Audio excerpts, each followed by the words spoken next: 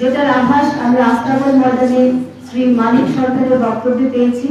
সেটার কালকে কিছুটা প্র্যাকটিক্যাল ডেমনস্ট্রেশন আপনারা সবাই দেখেছেন। আমরাও এটা অনভিপ্রেত একটা বিষয় ছিল।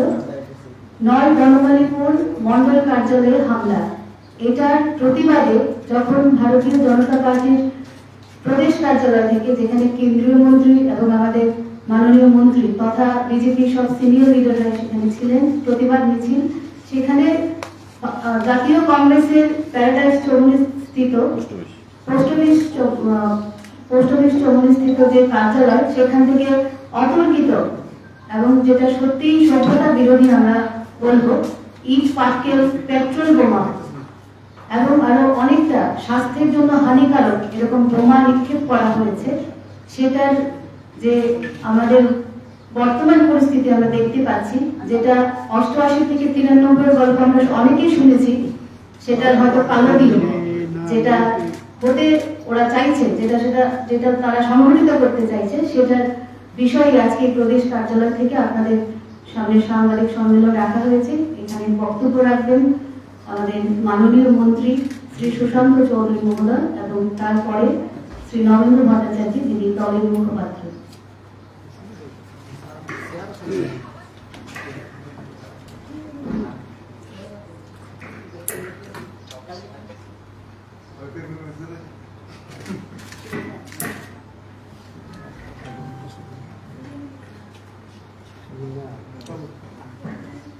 ধন্যবাদ অস্মিতা বণিক। আমার পাশে রয়েছেন ভারতীয় জনতা পার্টির স্পোক্সম্যান নরেন্দ্র ভট্টাচার্য, মিডিয়ার বন্ধুরা যারা অপেক্ষা করছেন আজকের সাংবাদিক বৈঠকে আমাদের এই বিজেপির প্রদেশ কার্যালয়ে, সবাইকে অনেক অনেক অভিনন্দন, অনেক অনেক ধন্যবাদ জানাই উপস্থিত হওয়ার জন্য। কারণ নিশ্চয়ই আপনারা জানেন আজকে আপনাদের এখানে ডাকার উদ্দেশ্য কি। ইতিমধ্যে কয়েকদিন ধরেই আমাদের শান্ত রাজ্য ত্রিপুরাকে, যা 25 বছর পর 2018 সালে ভারতীয় জনতা পার্টির হাত ধরে, নরেন্দ্র মোদীজি, অমিত শাহজি এবং বিপ্লব দেবের হাত ধরে বহু কাঙ্ক্ষিত পরিবর্তন এনে দিয়েছে নির্বাচনের মাধ্যমে, মানুষের গণতান্ত্রিক অধিকারের মাধ্যমে। সেই সরকারকে ফেলে আবার পুনরায় কমিউনিস্ট পার্টির হাতে কি করে তুলে দেওয়া যায়, অশান্তির বাতাবরণ তৈরি করে একটা চক্রান্ত বিগত কয়েকদিন ধরেই চলছিল। এবং আমরা বরাবরই ত্রিপুরা রাজ্যে এর আগেও আমরা দেখেছিলাম অন্য একটা দল থেকে খেলা হবে স্লোগান, মানুষকে সচেতন করেছিলাম। এবং ইতিমধ্যে মানুষ জেনে গেছে যে যারা খেলা হবে বলে স্লোগান দিয়েছিল তাদের ভূমিকা কি ছিল এবং উদ্দেশ্য কি ছিল, তাদেরকে বিসর্জন দিয়েছে। কংগ্রেস দল সারা দেশে কমিউনিস্টকে সঙ্গে নিয়ে চলছে। 25 বছর ত্রিপুরা রাজ্যে কুস্তি আর দিল্লিতে দোস্তি আমরা দেখেছি, যার সুবাদে ত্রিপুরা রাজ্য কংগ্রেস ক্ষয়িষ্ণু শক্তি হিসেবে পরিণত হয়েছিল এবং 18 সালের নির্বাচনে 1 থেকে 1.5% ভোটের মালিক হয়েছিল আমরা দেখেছিলাম। কারণ যারা বাম বিরোধী মানুষ দীর্ঘদিন কমিউনিস্টের বিরুদ্ধে লড়াই করেছেন, অপশাসনের বিরুদ্ধে লড়াই করেছেন, রাজ্যের অগ্রগতির জন্য লড়াই করেছেন, সেই মানুষ কংগ্রেস দলকে আর মেনে নিতে পারছিল না কমিউনিস্টের প্রধান বিরোধী দল হিসাবে, বা বিশ্বাসও করতে পারেনি যে কংগ্রেস দিয়ে হয়তো বা কোনোদিন সরকার পরিবর্তন হবে। কারণ 25 বছর দিল্লিতে দোস্তি এবং ত্রিপুরাতে কুস্তির রাজনীতি কংগ্রেস সেটা উপহার দিয়েছে রাজ্যের মানুষকে। গত কয়েকদিন ধরে, আমি আগের প্রেক্ষাপটে যাব না, আমরা দেখেছি এ রাজ্যের প্রাক্তন মুখ্যমন্ত্রী মানিক সরকার নিজে নেতৃত্ব দিয়ে সোনামুড়াতে সারা রাজ্যে ক্যাডারদেরকে মাঠে নামার জন্য সেখানে চক্রান্ত করেছিলেন। মানুষ তাকে বিসর্জন দিয়েছে, তাতে প্রত্যাখ্যান করেছে। কমিউনিস্ট পার্টি বুঝতে পেরেছে যে আর ঘুরে দাঁড়ানোর কোনো রসদ নেই, কারণ বিগত দিনেও যারা মিথ্যা কথা বলে মানুষকে বিভ্রান্ত করে রাজনীতি করেছিল, মানুষ তাদেরকে উচিত শিক্ষা দিয়েছে, জবাব দিয়েছে। তাই যদি ঘুরে দাঁড়াতে হয় তবে খোলা জলে মাছ ধরতে হবে, যেটা 1993 সালে ত্রিপুরা রাজ্যে তদানীন্তন কংগ্রেসের প্রধানমন্ত্রী, দেশের প্রধানমন্ত্রী প্রয়াত নরসিংহ রাওর হাত ধরে বাঁকা পথে ত্রিপুরায় ক্ষমতায় প্রতিষ্ঠিত হয়েছিল সেই বামফ্রন্ট। তারপর তারা 25 বছর কাটিয়েছে এবং 18 সালে পরিবর্তনের পর আমরা বারবার মানুষকে বোঝাতে সক্ষম হয়েছি যে ত্রিপুরা রাজ্যে কমিউনিস্টের আবার ক্ষমতায় আসা মানে আবার রক্তের গঙ্গা হইবে, রাজ্যের উন্নয়ন সেখানে ব্যাঘাত ঘটবে এবং আবার একনায়কতান্ত্রিক শাসন ব্যবস্থা সেখানে কায়েম করা হবে। মানুষও কমিউনিস্ট পার্টিকে চাইছে না। আজকে তাই কংগ্রেস দলকে সামনে রেখে শিখণ্ডীর ভূমিকায় সেখানে আগামী 23 সালের নির্বাচনকে সামনে রেখে তারা রাজনৈতিক ময়দান গরম করতে চাইছে, একে অপরের পরিপূরক হিসাবে কংগ্রেস এবং কমিউনিস্ট। আপনারা দেখেছেন Manipur Congress, communist, CPI, CPIM এক নৌকায় তারা সাবারি করেছে বিজেপিকে হারানোর জন্য। পশ্চিমবঙ্গে এক নৌকায় কমিউনিস্ট এবং কংগ্রেস দুবার নির্বাচনে সাবারি করেছে, মানুষ তাদেরকে প্রত্যাখ্যান করেছে। সারা দেশে প্রত্যেকটি জায়গায় কংগ্রেস এবং কমিউনিস্ট একসঙ্গে চলছে এবং আগামী দিনে বিজেপির বিরুদ্ধে যুদ্ধ ঘোষণা করছে। দিল্লির সরকার সেখানে গঠন করার চেষ্টা চালিয়ে যাচ্ছে। আমাদের ত্রিপুরা রাজ্যে যে নেতৃত্বরা 18 সালের নির্বাচনের আগে কংগ্রেস দিয়ে হবে না, দমবন্ধকর পরিস্থিতি বলে দিল্লির দোস্তি, পশ্চিমবাংলার দোস্তির বিরোধিতা করে কংগ্রেস দল ত্যাগ করে বিজেপি দলে সামিল হয়েছিল এবং বিজেপি দলও তাদেরকে সম্মান প্রদান করে নির্বাচনে প্রতিদ্বন্দ্বিতা করার সুযোগ দিয়ে মন্ত্রিসভার সদস্য করে তাদের সম্মান বৃদ্ধি করেছিল। আজকে তারা আবার কংগ্রেসে ফিরে গেছে। কে কোন দল করবে না করবে সেটা তাদের ব্যক্তিগত ব্যাপার, ব্যক্তিগত অভিরুচি। গণতন্ত্রে সেই অধিকার প্রত্যেকের রয়েছে। কিন্তু আমাদের বক্তব্য, আমরা বরাবর যে জিনিসটা বারবার সেখানে মানুষকে বোঝাতে চাইছি এবং মানুষকে বোঝাতে সক্ষম হয়েছি যে ত্রিপুরা রাজ্যে 25 বছর পর সরকার এসছে। ক্ষোভ বিক্ষোভ ব্যক্তিগত পর্যায়ে না নিয়ে গিয়ে আলোচনার টেবিলে বসে সেখানে আগামী দিনে যাতে কমিউনিস্ট পার্টির প্রত্যাবর্তন না ঘটে সেদিকে চলাই বাঞ্ছনীয়। কিন্তু তারা, আমরা দেখলাম একটা অংশ সেদিন তাদের বিগত দিনের কমিউনিস্ট পার্টির যে অত্যাচার সে জিনিস মাথায় না রেখে তারা কংগ্রেস দলে ফিরে গেছে এবং কংগ্রেস দলে ফিরে গিয়ে প্রথম যে স্লোগানটা তারা দিয়েছে যে কমিউনিস্ট পার্টিও অচ্যুত নয়, কমিউনিস্ট পার্টিকেও আগামী দিনে সঙ্গে নিয়ে চলতে হবে। যে জিনিসটা রাহুল গান্ধী, সোনিয়া গান্ধী এবং কংগ্রেসের অন্যান্য নেতৃত্ব পশ্চিমবাংলায় করেছেন, দিল্লিতে করেছেন, মণিপুরে করছেন এবং অন্যান্য রাজ্যে করছেন। তবে আমাদের প্রশ্ন, যদি কমিউনিস্ট পার্টিকে অক্সিজেন দেওয়ার চেষ্টা প্রধান উদ্দেশ্য হয়ে থাকে তবে বিগত দিনে কেন কংগ্রেস দল ত্যাগ করবে? মানুষকে কেন ভুল বুঝালেন? 25 বছর কেন মানুষকে রাস্তায় নামালেন, স্বপ্ন দেখালেন? কংগ্রেস দল ত্রিপুরা রাজ্যে পরিবর্তন এনে দিতে পারেনি। প্রতিটা নির্বাচনের আগে মানুষ স্বপ্ন দেখত যে পরিবর্তন হবে, কিন্তু নির্বাচনের পর 10, 12, 15 থেকে বেশি সংখ্যায় আর পৌঁছতে পারেনি। খুন, সন্ত্রাস, ধর্ষণ, অত্যাচার, হাজার হাজার মানুষের বাড়িঘর জ্বালিয়ে দেওয়া, পার্টি অফিস জ্বালিয়ে দেওয়া, এই জিনিসগুলো আমরা দেখতাম নির্বাচনের পরবর্তী সময়ে রাজনৈতিক সেই কর্মকাণ্ড কমিউনিস্ট পার্টির দ্বারা। হাজার হাজার কংগ্রেসীরা সেদিন বাড়িঘর ছাড়া হয়েছে, খুন হয়েছে, ধর্ষিত হয়েছে, লুণ্ঠিত হয়েছে। তাদের পাশে না দাঁড়িয়ে কমিউনিস্ট পার্টিকে সঙ্গে নিয়ে দিল্লির মসনদ দখল করাই ছিল কংগ্রেস দলের নেতৃত্বের প্রধান উদ্দেশ্য এবং প্রধান কর্তব্য, দায়িত্ব, লক্ষ্য। আজকে সেই জায়গা থেকে যখন সবাইকে সঙ্গে নিয়ে ভারতীয় জনতা পার্টির নেতৃত্বে সরকার প্রতিষ্ঠিত হয়, আজকে আবার সেই অংশ উঠে পড়ে লেগেছে সরকারকে ফেলে দেওয়ার জন্য এবং বাঁকা পথে, নিজেরা পারবে না সেটা ভালো করেই জানে, তাই বাঁকা পথে আবার কমিউনিস্ট পার্টির হাতে সরকারকে প্রতিষ্ঠিত করে যাওয়ার জন্য। এবং তারই একটা নগ্ন রূপ আমরা দেখতে পেলাম গতকাল আমাদের রাজধানী আগরতলার বুকে, যখন আমাদের রাজ্যের মাননীয় মুখ্যমন্ত্রী বিধানসভা নির্বাচন ক্ষেত্র, সেখানে নয় বনমালীপুরে আমাদের যে মন্ডল অফিস, সেই মন্ডল অফিসের উপর আক্রমণের মধ্য দিয়ে প্রতিবাদ মিছিল বের হল আমাদের পার্টি অফিস থেকে এবং মন্ডল অফিস থেকে। আমরা যখন পোস্ট অফিস চৌমনির অফিসের সামনে দিয়ে যাচ্ছিলাম, আমাদের লক্ষ্যটা কি ছিল? আমাদের কেন্দ্রীয় মন্ত্রী ছিলেন প্রতিমা ভৌমিক মহোদয়, আমি ব্যক্তিগতভাবে সেখানে ছিলাম, আমাদের পার্টির সহসভাপতি, সাধারণ সম্পাদক, যুব মোর্চার সভাপতি, প্রত্যেকে আমরা সেখানে ছিলাম, যাতে করে সুশৃঙ্খলভাবে আমরা মিছিলটাকে ওখান থেকে পার করতে পারি।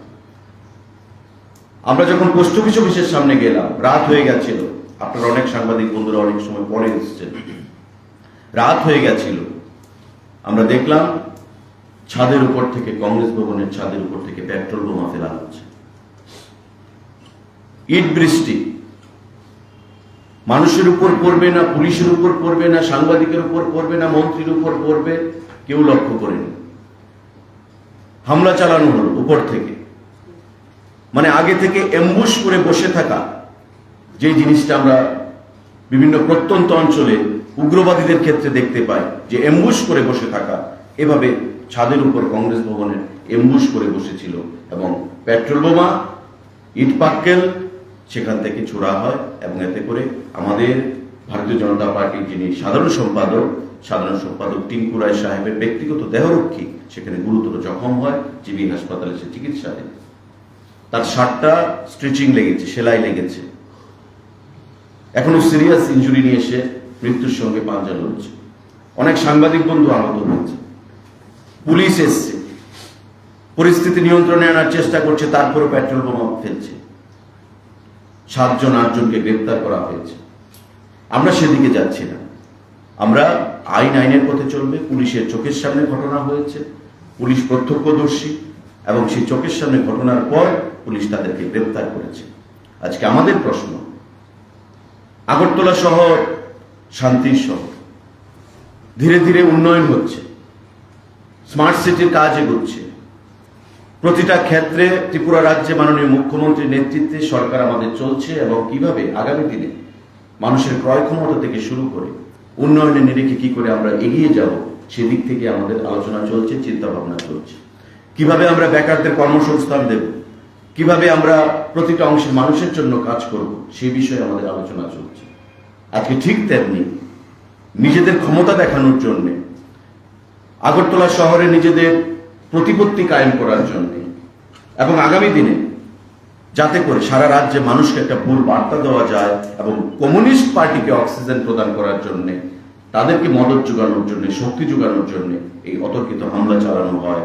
এবং এতে করে আজকে যে ত্রিপুরা রাজ্যের রাজনৈতিক পরিস্থিতি বিশ্লেষণ করলে আমরা দেখতে পাই যে কংগ্রেস দল 25 বছর সরকারে আসতে পারেনি, সারা দেশে কংগ্রেস শুকিয়ে গেছে ভুল নীতির কারণে। তারা ভালো করেই জানে যে আগামী দিনে ত্রিপুরা রাজ্যে এবং সারা দেশে ক্ষমতায় আসার সম্ভাবনা ক্ষীণ নেই, তাই একটা অস্থির পরিবেশ তৈরি করে মানুষকে ভুল বুঝিয়ে আগামী দিনে ভোট কাটাকাটির রাজনীতি করে কমিউনিস্ট পার্টিকে মাইলেজ দিয়ে দাও, এতে করে আমার যে ইগো ব্যক্তিগতভাবে, সেই ইগোর জয় হবে। যদি বিজেপিও হেরে যায় আমার কিছু আসে যায় না, আমার ইগোর জয় হবে। কমিউনিস্ট পার্টির কাছে থাকা যে কথা কংগ্রেসের কাছে থাকে একই কথা, যেটা বিগত দিনে কংগ্রেস নেতৃত্ব ভুল করেছিল, তার খেসারত কংগ্রেস নেতৃত্বকে ভারতবর্ষে এবং ত্রিপুরা রাজ্যে মানুষ প্রদান করেছে। বন্ধুরা, আজকে তাই সাংবাদিক বন্ধুরা, আপনাদের কাছে আমরা আপনাদের মাধ্যমে গতকালের যে কাপুরুষিত হামলা, বর্বরিক হামলা, তার আমরা তীব্র ভাষায় নিন্দা জানাই। কারণ এই ঘটনা আপনারা দেখেছেন, অনেকে সাক্ষী ছিলেন, ছাদ থেকে বোম মারছে কংগ্রেস ভবনে, মানে আগে থেকে পার্টি অফিসে বোম মজুদ রাখা ছিল, আগে থেকে আগ্নেয়াস্ত্র মজুদ রাখা ছিল, আগে থেকেই পার্টি অফিসে ইট পাটকেল উপরে মজুদ রাখা ছিল, কারণ আপনারা বোম বানাতেও তো একটা সময়ের প্রয়োজন। তারা আগে থেকেই জানতো যে তাদের মানসিকতা বা তাদের উদ্দেশ্যটা কি, তারা আক্রমণ চালাবে, তারা আগে থেকেই জানতো। তাই বোম আগে থেকেই রেডি করে রেখেছে, যাতে করে আমাদের মিছিল যাবে এবং মিছিলের উপর থেকে সেখানে বোম নিক্ষেপ করা হবে, এবং এতে করে সিপিআইএম এর একটা অংশ সমাজদ্রোহী তাদেরকে মদত জুগিয়েছে। যারা কমিউনিস্ট পার্টির ছত্রছায়া রয়েছে, কমিউনিস্ট পার্টির অ্যাক্টিভ যারা ক্যাডার, তারা কংগ্রেসের সঙ্গে মিলে তাদের জনবল বৃদ্ধি করছে, বিভিন্ন সভা সমিতিগুলোতে আসছে। এবং কালকের ঘটনায় কমিউনিস্ট পার্টির লোকেরাও ছিল, যেখানে কংগ্রেসের এত জনবল নেই ত্রিপুরা রাজ্যে, কমিউনিস্ট পার্টির লোক দিয়ে সেখানে আমাদেরকে উপর অতর্কিত হামলা চালানো হয়, যেটা আমরা তীব্র ভাষায় নিন্দা জানাই, ধিক্কার জানাই। এবং তার প্রতিবাদে আজকে সারা রাজ্যে আপনারা জানেন ডিএম ওয়েস্টের তরফ থেকে 144 এর ঘোষণা করা হয়েছে। যেখানে 144 নেই, যেই অঞ্চলগুলোতে, এলাকাগুলোতে, সেখানে ত্রিপুরা রাজ্যে আজকে ধিক্কার মিছিল এবং পথসভা অনুষ্ঠিত হবে।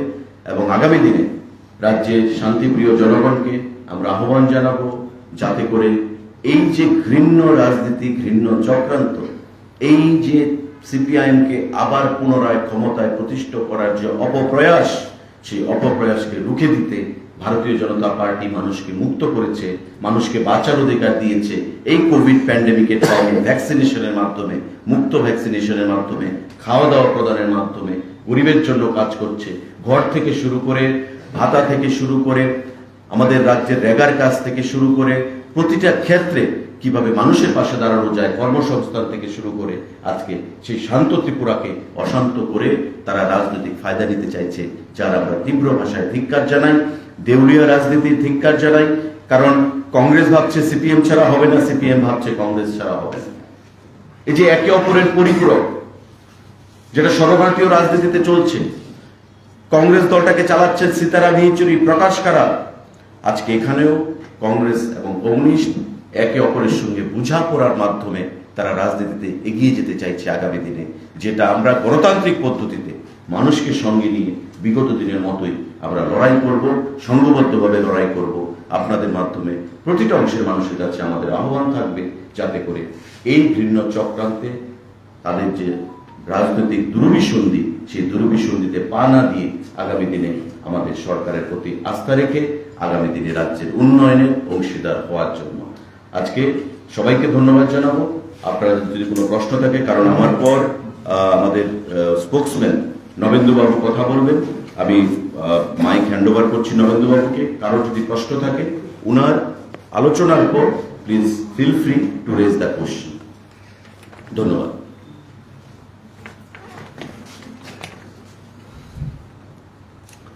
ধন্যবাদ মাননীয় মন্ত্রী মহোদয়। আমি একটা অন্য প্রসঙ্গে বলতে যাচ্ছি, তবে আমার মন্ত্রীর বক্তব্যের সূত্র ধরেই বলি, যেখানে ধোঁয়ার উপস্থিতি দেখা যায় সেখানে আগুন অবশ্যই থাকে, আর যেখানে রাজনীতিতে যদি সন্ত্রাস থাকে সেখানে বামপন্থা বা বামপন্থীদের উপস্থিতিতেও থাকে। এটা সর্বক্ষেত্রেই প্রযোজ্য, বামপন্থা কিংবা বামপন্থীদের উপস্থিতি গতকালকের ঘটনা এর ঊর্ধ্বে নয়। কালকে অনেক কংগ্রেস নেতারাই আছেন যারা আমাদের নেতাদের সঙ্গে ফোন করে কথা বলেছেন কংগ্রেসটা উদার করা যাবে না। কংগ্রেস ভবনে বিস্ফোরক মজুদ থাকে এবং শুধু পেট্রোল বোমা নয়, এমন সব বিষয় ছোড়া হয়েছে বিস্ফোরক, এগুলি পুলিশে এখন তদন্ত করে দেখছে। আমরা কয়েকটি ক্ষেত্রে দেখেছি বা আমাদের কার্যকর্তারা দেখেছেন, তারা এই কংগ্রেস ভবন থেকে আছেন বা যখন তাদের বের করে নিয়ে আসা হচ্ছিল, আমাদের কার্যকর্তাদের অভিযোগ পুলিশের কাছে জানিয়ে দেওয়া হয়েছে। তাদের কয়েকজনের সম্পর্কে জানা গেছে তারা বিভিন্ন নিষিদ্ধ নেশা কারবারের সঙ্গেও যুক্ত, এদের নাম দেওয়া হয়েছে পুলিশের কাছে। আমরা আশা করি পুলিশ প্রশাসন উপযুক্ত ব্যবস্থা নেবেন এবং তাদের তদন্ত কাজ চলছে। গত কয়েকদিন আগে আমাদের প্রাক্তন মুখ্যমন্ত্রী বর্তমান বিরোধী দলনেতা মানিকবাবু ভাষণ দিচ্ছিলেন, তিনি তার এই ভাষণের একটা দীর্ঘ অংশ জুড়েই সেই চাকরিচ্যুত শিক্ষকদের কথা বলছিলেন। কারণ বিষয়বস্তু ছিল না। আর একটি কথা অবশ্য বলেছেন তিনি, মানুষের কাজ নেই। মানুষের কাজ নেই উনি বলছেন, প্রকৃত অর্থে ওনার কোনো কাজ নেই। বর্তমানে তিনি কর্মচ্যুত, আর ওনার যারা সাংবাদিকরা ছিলেন তাদেরও এখন কোনো কাজ নেই। তো এই সমস্ত কথা বলে উনি চাইছিলেন, যেহেতু ওনার কাছে আর কোনো বিষয় নেই, সেই কর্মচ্যুত শিক্ষকদের কথা বলছিলেন। এবং তিনি তার ভাষণে উল্লেখ করেছেন বিজেপি এবং আরএসএস এরা নাকি দায়ী এদের চাকরি যাওয়ার জন্য। একজন দায়িত্বশীল রাজনৈতিক ব্যক্তিত্ব যিনি এতদিন মুখ্যমন্ত্রী ছিলেন, তিনি বলছেন বিজেপি এবং আরএসএস এর জন্য আদালত তাদের বিরুদ্ধে রায় দিয়েছে। কোনো দায়িত্বশীল লোক কিভাবে এই কথাটা বলতে পারেন? এবং শুধু তাই নয়, তিনি আদালতের যে রায় ইতিপূর্বেও করেছেন, তার দলের অনেক নেতা প্রকাশ্যে দাঁড়িয়ে আদালতের সিদ্ধান্তের অবমাননা করছেন, আদালতের অবমাননা করছেন। এই দলটা সংবিধান মানে না। তারা এ দেশে তাদের পার্টি পার্টির সংবিধান আছে, সেখানে উল্লেখ আছে তারা এ দেশে এখন একতন্ত্র প্রতিষ্ঠা করতে চায়। মানিকবাবুর এই কথা তো বিষয়টা স্পষ্ট হলো, তারা সংবিধান মানেন না, ভারতের সংবিধান মানেন না, আবার গণতন্ত্রের কথা বলছেন। এই সমস্ত লোকদের কাছ থেকে আর কি প্রত্যাশা করা যেতে পারে? তারা জানেন মানুষ তাদের সঙ্গে নেই। এখন 2-4 জন কংগ্রেসের নতুন যোগদানের পর তাদের মধ্যে উৎসাহ হয়েছে, এবং যেদিন ঘটনাটা ঘটেছিল সেদিনই তারা প্রেস কনফারেন্স করে উনি বলেছিলেন, সাংবাদিকদের বলেছিলেন এবার মাঠে নেমে পড়তে হবে। যোগসূত্রটা বোঝা যায়, এ রাজ্যের মানুষ বোঝেন, তাদের এই সমস্ত কাণ্ডকারখানা সব বোঝেন। যাই হোক, যেহেতু কর্মচ্যুত শিক্ষকদের কথা তিনি বলছিলেন, সেই জায়গায় আরেকটা বিষয় জানান দেওয়া প্রয়োজন। চাকরি তাদের যেত না যদি মানিকবাবু সঠিক সময় সঠিক সিদ্ধান্তটা নিতেন। সরকার যে নীতিতে চাকরি দিচ্ছিল সেই নীতি আদালত গ্রহণ করেনি এবং মনে করেছে এর মধ্যে সংশোধন প্রয়োজন। তৎকালীন সরকারকে সুযোগ দিয়েছিল আদালত, একটা কমিটি গঠন করার কথা বলেছিল। আইন সচিব ছিলেন, শিক্ষা সচিবকে রেখে 4 জনের একটা কমিটি করার কথা বলেছিলেন।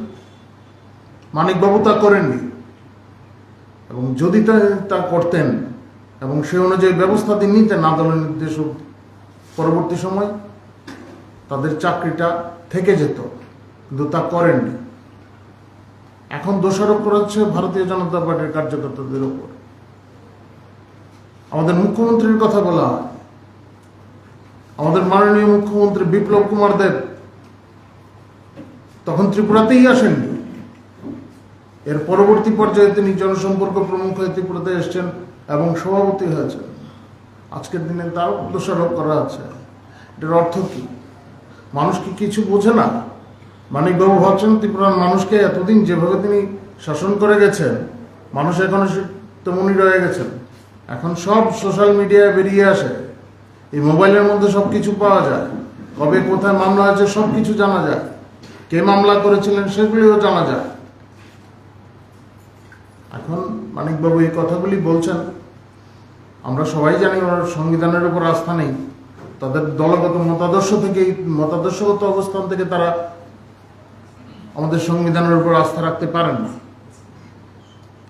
তবে বারংবার তারা তাদের সরকার থাকাকালীন সময়ে তারা বারংবার এই চেষ্টাটাই করেছেন যে আমাদের যুবক যুবতীদের চাকরির লোভ দেখিয়ে তাদের পেছনে ঘোরানো, মিছিলটা বড় করা। কিন্তু এই সরকার পরিবর্তনের পর মাননীয় মুখ্যমন্ত্রী বিপ্লব কুমার দেবের নেতৃত্বে যে সরকার প্রতিষ্ঠিত হয়েছে, এই সরকার প্রতিষ্ঠার পর এই রাজ্যের যুব সম্প্রদায়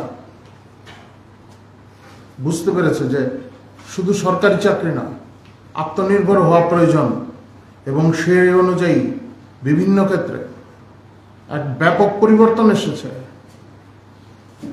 যুবক যুবতীরা সদ্যোগী হয়ে এখন ব্যাংক থেকে ঋণ নিচ্ছেন বা আর্থিক সহায়তা প্রদানকারী অন্যান্য সংস্থা থেকে ঋণ নিচ্ছেন এবং তারা স্বাবলম্বী হচ্ছেন।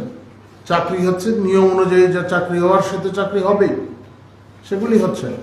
এখন মানুষকে সেইভাবে বোঝানোর চেষ্টা চলছে, কিন্তু সেগুলিতে কোনো কাজ হবে না। মানিক বাবা এতদিন আর বিশেষ কোনো কিছু বলেননি, কাজ নেই, কর্ম নেই, এই সমস্ত বলেছেন। আমি আগেই বললাম ওনার নিজেরই কাজ নেই এখন আর। কর্মচ্যুত তারা হয়েছেন। আমি আরেকটি বিষয় আপনাদের সামনে রাখছি, আমাদের সাংগঠনিক বিষয়। আমাদের 3টি জেলার সভাপতি পরিবর্তন করা হয়েছে। প্রথমত ঊনকোটি জেলা, এই জেলার আমাদের জেলা সভাপতি ছিলেন ভগবান দাস। তিনি, আপনারা সবাই জানেন, তিনি মন্ত্রিসভার সদস্য হয়েছেন। ফলে এই জায়গায় পবিত্র দেবনাথ ওনাকে সভাপতি করা হয়েছে ঊনকোটি জেলার। সিপাহীজলা উত্তর, আমাদের সাংগঠনিক দৃষ্টিতে সিপাহীজলা 2টি ভাগে ভাগ করা আছে। মোট ত্রিপুরার যে প্রশাসনিক জেলা 8টি জেলা আছে, আর আমাদের পার্টির দৃষ্টিতে 10টি জেলা করা হয়েছে। আমাদের সদর, এটাকে 2টা ভাগ করা হয়েছে, গ্রামীণ এবং শহর। তো সিপাহীজলা উত্তর, সেখানে গৌরাঙ্গ ভৌমিককে এখন সভাপতির দায়িত্ব দেওয়া হচ্ছে। অঞ্জন পুরকায়স্থ ছিলেন, তিনি চেয়ারম্যান হয়েছেন বিশালগড় মিউনিসিপ্যাল কাউন্সিলের। আর সদর শহর যে অংশটা, সেখানে অধ্যাপক ডক্টর আলোক ভট্টাচার্য ছিলেন এখানকার সভাপতি। ওনার স্থানে আসছেন অসীম ভট্টাচার্য। যারা নতুন জেলা সভাপতি হয়েছেন প্রত্যেকেই নিজ নিজ জেলার তারা সাধারণ সম্পাদক ছিলেন। বাকি যারা বিভিন্ন জায়গায় আছেন, অনেকেই নতুন জায়গায় চলে গেছেন, কিংবা 2-1 জন যারা বাকি আছেন তাদের অন্য দায়িত্বে দেওয়া হবে। পার্টির তরফ থেকে পরবর্তী সময় সেই সমস্ত সিদ্ধান্ত ঘোষণা করা হবে। এবার আপনাদের যদি কোনো কিছু জিজ্ঞাসা থাকে আপনারা জিজ্ঞেস করতে।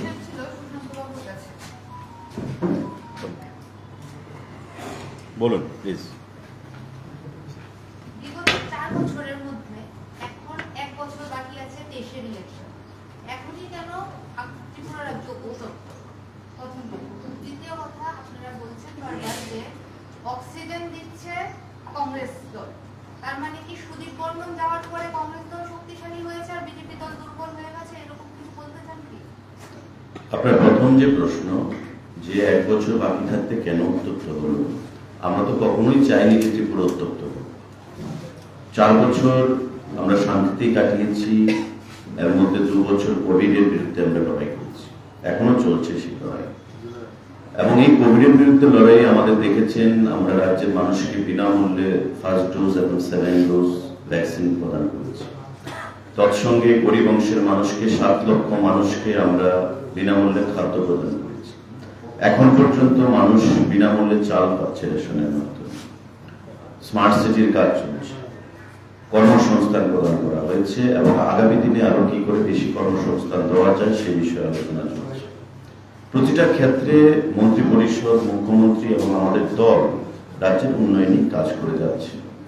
তো স্বাভাবিকভাবেই উত্তপ্ত যারা করতে চায়, যারা উত্তপ্ত করে নিজেদের অস্তিত্ব জানান দিয়ে রাজনীতিটা করতে চায়, সেই প্রশ্নটা আপনার তাদেরকেই করতে হবে। ভারতীয় জনতা পার্টির তরফ থেকে পরিস্থিতি উত্তপ্ত করার কোনো প্রয়াস গ্রহণ করা হয়নি। যারা নিজেদের অস্তিত্ব জানান দেওয়ার জন্য আগরতলা শহরে নিজেদের রাজনৈতিক প্রভাব প্রতিপত্তি বিস্তার করার জন্য সেই উদ্যোগ গ্রহণ করেছে, তাদেরকেই সেটা প্রশ্ন করতে হবে। আমরা শাসক দল, গণতন্ত্রে বিশ্বাসী এবং আগামী দিনে গণতান্ত্রিক পদ্ধতিতেই সমস্ত কিছু আমরা লড়াই করব, মানুষকে পাশে নিয়ে, মানুষকে সঙ্গে নিয়ে। ইতিহাস বলে যে ত্রিপুরা রাজ্যে যারাই উত্তপ্ত পরিবেশ তৈরির চেষ্টা করেছে তাদেরকে জনগণ কখনো সঙ্গ দেয়নি, আগামী দিনেও সঙ্গ প্রদান করবে। আপনার দ্বিতীয় প্রশ্ন, যে সুদীপ বাবু দ্বারা কংগ্রেসে যাওয়ার পর আমি আমার প্রশ্নের কথার প্রেক্ষিতে যে অক্সিজেন দিচ্ছে, এটা তো এস্টাবলিশড, সারা রাজ্যের মানুষ দেখেছে। সোশ্যাল মিডিয়াতে, নিউজে, ওনাদের বক্তব্যে যে কেউ অচ্যুত নয়, আগামী দিনে সিপিআইএম এর পাশে গিয়ে দাঁড়াতে হবে, সিপিআইএম কে সঙ্গে নিয়ে চলতে কোনো আপত্তি নেই, যে খুশি জিতে যাক কিন্তু বিজেপিকে হারাতে হবে। এটা আমাদের বক্তব্য নয়, ওনারা বলেছেন। তো অক্সিজেনটা কাকে দিচ্ছে? যে কংগ্রেস দলের একটা বিধায়ক নেই, তারা ভাবছে যে তারা আগামী দিনে সরকার করবে, অথচ 25 বছর তাদের সঙ্গে 10 জন 15 জন 20 জন বিধায়ক ছিল, তখনই তারা সরকার করতে পারেনি। এখন দিল্লিতে সরকার নেই, ত্রিপুরা রাজ্যে একজন বিধায়ক নেই, 1 থেকে 1.5% ভোটের মালিক, তারা বলছে আগামীতে এসে সরকার করবে। তো তারা আসল উদ্দেশ্যটা কি? ওই যে প্রথম দিন যেটা বলেছি, যে যেই দলই সরকারে আসুক, যা কোনো আপত্তি নেই, বিজেপিকে হারাতে হবে, মানে নিজের নাক কেটে পরের ঘর যাত্রা ভঙ্গ একটা কথা বলে সেই জিনিসটা। তো সেটাই আজকে হচ্ছে। এবং আপনারা দেখেছেন কংগ্রেসের এই বারবারন্ত যে প্রমাণ করার চেষ্টা, তারপর দেখবেন সিপিএম সারা রাজ্যে একটু ঘুরে দাঁড়ানোর চেষ্টা করছে। মানিকবাবু এদিক ওদিক ছুটে বেড়াচ্ছেন, কংগ্রেসের বিরুদ্ধে কোনো কথা বলছেন না, মানে ইঙ্গিত দিয়ে রাখছেন যে আগামী দিনে জোট হলে আমাদের কোনো আপত্তি নেই। কংগ্রেস বলছে যে আগামী দিনে সবাইকে সংঘবদ্ধভাবে একত্রিত হয়ে চলতে হবে, বিজেপিকে হারাতে হবে। তো এই যদি হয়ে থাকে তাদের রাজনৈতিক স্ট্যান্ড, আমার প্রশ্ন যে কেন 25 বছর ত্রিপুরা রাজ্যের মানুষকে ভুল পথে পরিচালিত করে মানুষের জীবন যৌবন কেড়ে নেওয়া হয়েছে, খুন হয়েছে, সন্ত্রাস হয়েছে, ওই পরিবারগুলোর পাশে দাঁড়াতে পারেনি, এই পরিবারগুলোকে এখন পর্যন্ত বিচার এনে দিতে পারেনি। দায়ীটা কে? দায়ীটা বিজেপি নয়, দায়ীটা কংগ্রেস দল। সুতরাং আগামী দিনে তাদেরকে ভাবতে হবে, রাজ্যের মানুষকে ভাবতে হবে। এবং আমাদের বিশ্বাস যে মানুষ সিপিআইএম দলের যে 25 বছরের অত্যাচার, তারা সেটা ভুলে যায়নি। আগামী দিনে তাদের এই রাজনৈতিক ট্র্যাপে তারা কখনোই পা দেবে না।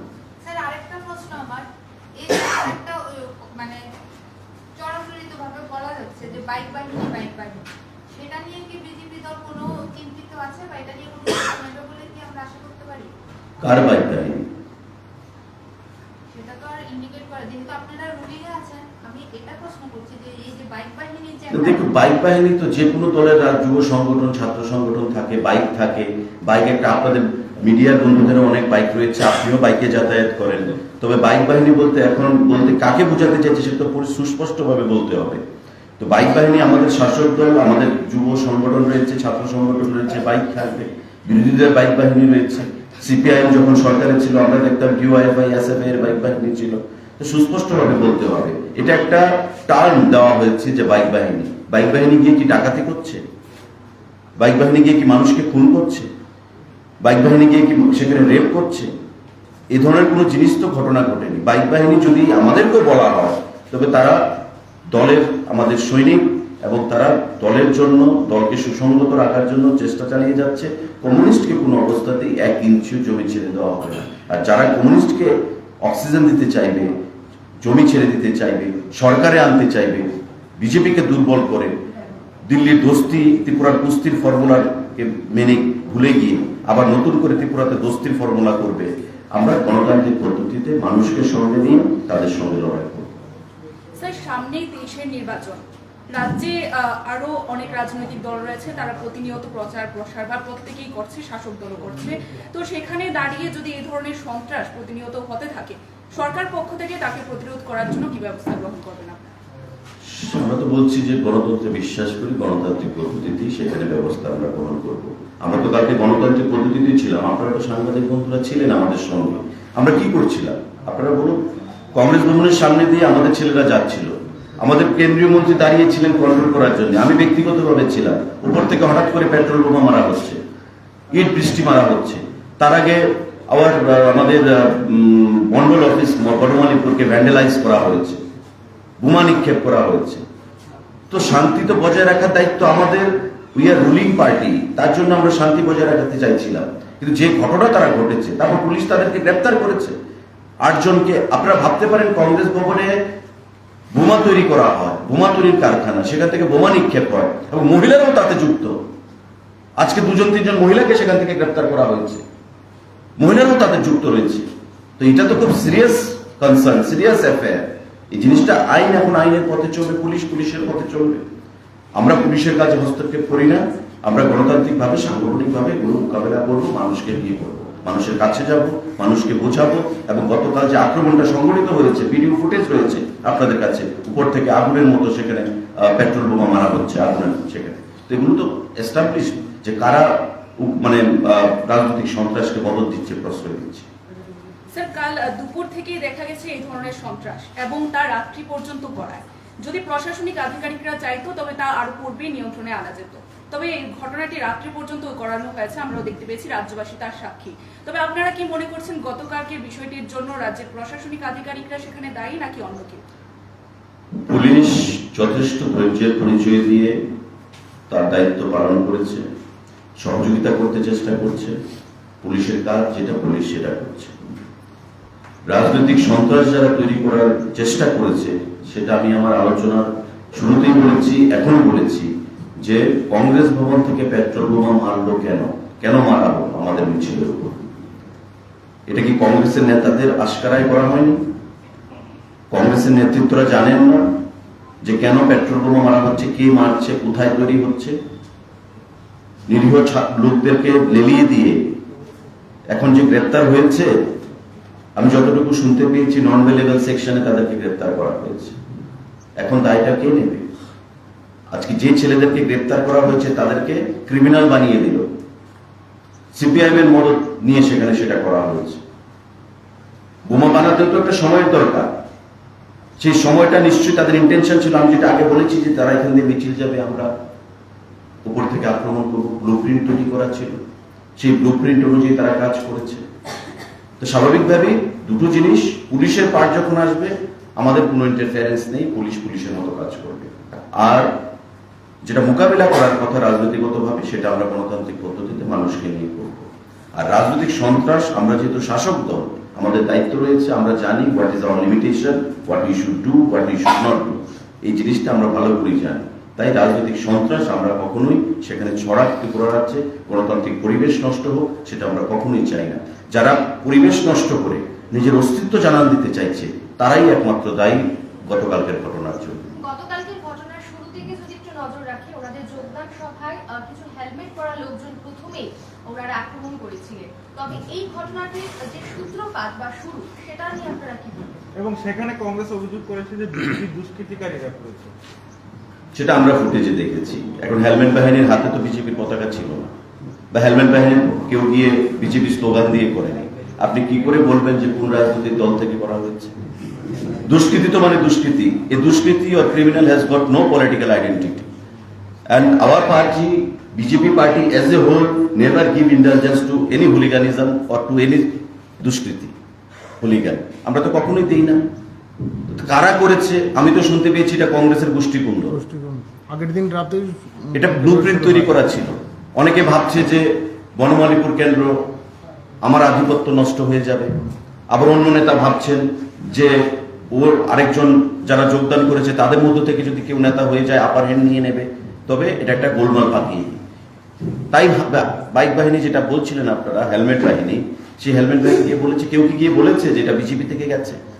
বা তারা কি বলেছে কেউ? Were they identified? They were unidentified because they are putting helmets. তো এই কারণে এটা বলা যাবে না যেটা কোন রাজনৈতিক দল করেছে। তো পুলিশ ব্যবস্থা নেবে। তারপর কেন গিয়ে বিজেপির মন্ডল অফিসটা ভাঙা হলো? আপনি এদিকে বলতে পারছেন না যে এগুলো বিজেপির লোক ভেঙেছে কিনা, রাস্তাতে আক্রমণ করেছে কিনা। তবে রাস্তার আক্রমণকে আপনি পার্টি অফিসে কেন নিলেন? বিজেপির মন্ডল অফিস, এবং this is represented by our honourable chief minister, ওনার বিধানসভা কেন্দ্রের পার্টি মন্ডল অফিস, সেটাকে ভেঙে দেওয়া হলো। মন্ডল অফিসে যারা করেছে তারা আইডেন্টিফাইড আপনারা দেখেছেন ফুটেজে। তারপর আমরা যখন শান্তিপূর্ণভাবে মিছিল নিয়ে যাচ্ছিলাম, কংগ্রেস ভবন থেকে সেখান থেকে hurling of bomb, crackers, petrol বোমা মারা হচ্ছে, ইট পাক্কেল মারা হচ্ছে। আমাদের কেন্দ্রীয় মন্ত্রী গায়ে সেখানে ওনার সিকিউরিটি পার্সোনাল যারা ছিলেন তাদের সেখানে চেষ্টা উনি বেঁচে গেছেন। আমার সিকিউরিটি পার্সোনাল চেষ্টায় আমি বেঁচে গেছি। আমাদের যুব মোর্চার সভাপতি, আমাদের সাধারণ সম্পাদক টিঙ্কু রায় সাহেবের সিকিউরিটি আপনারা গিয়ে নিশ্চয়ই দেখেছেন জিবি হাসপাতালে তার কি অবস্থা। পুলিশ পার্সোনালের উপর অ্যাটাক করা হয়েছে। এই জিনিসগুলো কারা করছে, কারা ছড়াচ্ছে? এভাবে করে রাজ্যের মানুষকে বিভ্রান্ত করা যায়নি বিগত দিনেও, আগামী দিনেও বিভ্রান্ত করা যাবে না। আমরা শাসক দল, তারপরেও আমরা গণতান্ত্রিক পদ্ধতিতে লড়াই করব, মানুষকে সঙ্গে নিয়ে লড়াই করব। রাতের পর 144 ধারা জারি করা হয়, তা পূর্বে করা হলে হয়তোবা পরিস্থিতি নিয়ন্ত্রণে আনা যেত, সেটা এত ডিলে হওয়ার কি কারণ? সেটা দেখুন ডিএম বলতে পারবে, district magistrate and collector is the authority to bring the total area under 144। তো সেই ক্ষেত্রে 144 কে করবে, কখন করবে, পরিস্থিতি এমন অনেক রাজনৈতিক ঘটনা হয়, কিন্তু পেট্রোল বোমা নিক্ষেপ করবে। আপনারা দেখেছেন ত্রিপুরা রাজ্যের রাজনৈতিক ইতিহাসে, আমরাও তো বিরোধী দল করেছি একটা সময়, বিগত 20 বছরে বোমা নিক্ষেপ হয়েছে শহরের মধ্যে। আপনারা দেখেছেন কেউ সাংবাদিক বন্ধুরা, আপনাদের অনেকেই আমরা চিনি সাংবাদিক পেশায় যারা যুক্ত রয়েছেন বিগত দীর্ঘদিন ধরে, যে বোমা নিক্ষেপ হয়েছে, পেট্রোল বোমা, লাঠি সোটা নিয়ে দৌড়াদৌড়ি হয়েছে, কিন্তু বোমা নিক্ষেপ হয়নি। গতকালকে নতুন নমুনা ত্রিপুরা রাজ্যের রাজধানীতে আগরতলাতে নতুন নমুনা একটা প্রদান করা হলো, এবং একটা ইন্ডিকেশন যে আগামী দিনে তারা কি করতে চাইছে। আগামী দিনে ত্রিপুরা রাজ্যের রাজনীতিকে মিশিয়ে তুলে তারা সিপিএম কে রাজ্যটা উপহার দিতে চাইছে, যেটা আমরা কোনো অবস্থাতেই হতে দেব না। আচ্ছা, বারবার এই জিনিসটা বলা হয় যে কংগ্রেস সিপিএম কে ক্ষমতা এনে দেওয়ার জন্য বিভিন্ন রকম ঝামেলাগুলি করছে, কিন্তু প্রশ্ন হচ্ছে কংগ্রেস নিজের খেয়ে সিপিএম কে সুযোগ করে দিতে চাইবে কেন? যেটা বিগত দিনে দিয়েছে 25 বছর, তাই দেবে দিল্লির রাজনীতির জন্য। তারা জানে যে ত্রিপুরা রাজ্যে ক্ষমতায় আসতে পারবে না, তাই সর্বভারতীয় স্তরে বিজেপি হচ্ছে কংগ্রেসের প্রধান রাজনৈতিক শত্রু। আর কমিউনিস্টের কাছে সরকার থাকা আর কংগ্রেসের কাছে সরকার থাকা এক। ত্রিপুরার 2টো লোকসভা আসন, এটা যদি সিপিএম এর কাছে চলে আসে, সর্বভারতীয় স্তরে কংগ্রেসকে সমর্থন করবে প্রধানমন্ত্রীর দৌড়ে, তাই তারা দিতে চাইছে। They are hand in glove, they are the two side of the same coin, একই মুদ্রার এপিঠ এবং ওপিঠ, যেটা আমরা বিগত দিনেও বলেছি, বর্তমানেও বলছি। Thank you. আচ্ছা, আপনাদের ভাষায় সিপিএম এর পায়ের মাটি নেই, কংগ্রেসের অস্তিত্ব নেই, আপনাদের মোটামুটি মনভাব মানে গত প্রায় অনেক দিন ধরে মানে বিজেপির সাংবাদিক সম্মেলনের অন্যতম বিষয় কংগ্রেস, অন্যতম বিষয় সিপিএম এবং অন্যতম বিষয় সুদীপ রায় বর্মনের মানে মূল কারণটা কি? আপনার প্রশ্নটা কি? আমার প্রশ্নটা হচ্ছে যে মানে বিজেপির এই সময়ের মধ্যে আপনারা বলছেন যে সিপিএম এর কোনো অস্তিত্ব নেই বা পায়ের তোলা মাটি নেই, কংগ্রেসের নেই, ইত্যাদিতে তো অনেক বক্তব্য, মানে বরাবরের মতন বিজেপি ঠিক এই সময়ের মধ্যে কংগ্রেস, সিপিএম এবং সুদীপ রায় বর্মন আশিস বরাবরই সাংবাদিক সম্মেলনে যথেষ্ট গুরুত্ব দেওয়া হচ্ছে তাদের বিষয়ে। কেন? মূল বক্তব্য তো একটাই, তারা সিপিআইএম কে স্পেস দিতে চাইছে, অক্সিজেন দিতে চাইছে। এবং আমি তো বললাম, আপনি হয়তো ফলো করেননি আমার বক্তব্যটা, আমি বলছি কেন তাদেরকে গুরুত্ব দেওয়া হচ্ছে। রিজন বিং, তার কারণটা হচ্ছে, আমি রিপিট করছি, যে যেদিন কংগ্রেস ভবন প্রাঙ্গণে সভা হলো তাদের জয়নিং এর পর, দিল্লি থেকে যখন তারা সদল বলে ফিরলেন, ওনাদের বক্তব্যে পরিষ্কার বলেছে যে কংগ্রেস আগামী দিনে কে হারবে কে জিতবে সেটা গুরুত্বপূর্ণ নয়, তবে বিজেপিকে রাখা যাবে না। সিপিআইএম অচ্যুত নয়, সিপিএম কেও নিয়ে চলতে তারা রাখবে। তো যারা সিপিআইএম কে স্পেস দেবে, অক্সিজেন দেবে, তাদের বিরুদ্ধে তো আমাদের লড়াই চলবে। আমি তো বারবার বলছি আমাদের পলিটিক্যাল স্ট্যান্ড কি, যে 25 বছরের পুনরাবৃত্তি, 93 এর পুনরাবৃত্তি আমরা হতে দেব না বা দিতে চাই না। আর না ফিরে আসে ত্রিপুরা রাজ্যে সেই খুন, সন্ত্রাস, কালো দিনগুলো কমিউনিস্ট পার্টির শাসনে। তো যারা ওই কালো দিনকে ফিরিয়ে আনতে চায় তাদের বিরুদ্ধে তো আমাদের গণতান্ত্রিকভাবে আমরা কথা বলবো। তাহলে বিজেপি নিশ্চিত যে তারা ওই 93 মতন একটা শক্তি বা একটা মানে টিম গড়ে তুলতে পেরেছে? না, শক্তি নয়, they are not at all a force, they are destructive force. Sir, যারা এই ধরনের রাজ্যের মানে খারাপ একটা মেসেজ, লড়াইটা সাংবাদিক বন্ধুকে বলবো, লড়াইটা কোনো ব্যক্তির বিরুদ্ধে নয়, লড়াইটা হচ্ছে অ্যাজ এ হোল আমাদের রাজ্যকে কমিউনিস্টের হাত থেকে রক্ষা করার জন্য। লড়াইটা ব্যক্তিগত পর্যায়ে আপনারা নিয়ে যাবেন না। অনেকে চেষ্টা করে থাকেন লড়াইটা ব্যক্তিগত পর্যায়ে সেখানে হাইলাইট করার, নট দ্যাট। একটা সিস্টেমের বিরুদ্ধে। এই সিস্টেমটা কি চাইছে? সিস্টেমটা চাইছে কমিউনিস্ট পার্টিকে, বিজেপিকে হারিয়ে দিতে হবে, প্রয়োজনে কমিউনিস্ট চলে আসবে। আমরা সেই জায়গাটায় মানুষকে বোঝাতে চাইছি।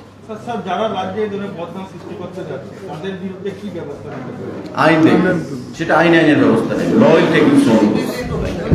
আপনি মানে বিভিন্ন মণ্ডল সভাপতি দিয়েছিলেন, পশ্চিম জেলাটা কি কারণে, সদরটা কি কারণে চেঞ্জ করতে না, এটা তো সাংগঠনিক বিষয়। আমাদের সভাপতি মাননীয় সভাপতি